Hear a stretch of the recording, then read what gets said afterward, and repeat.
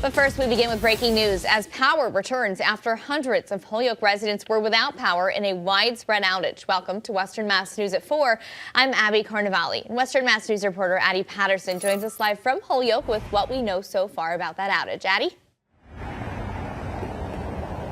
Abby, several Holyoke residents, including residents here on Whiting's Farms Road, Bemis Road, Appermont Highway, and Charles Street, were all without power just a short while ago due to an electricity outage. Now, take a look at this outage map of the Holyoke area. As you can see, this was a very widespread outage with a few hundred, nearly 300 Holyoke residents out of power.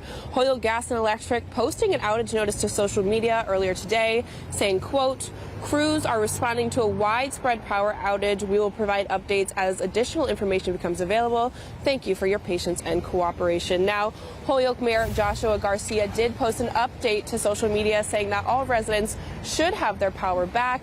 We, Western Mass News, will continue to give you guys the latest updates as we receive them on this story as it develops throughout the evening. For now, reporting live in Holyoke, Addie Patterson for Western Mass.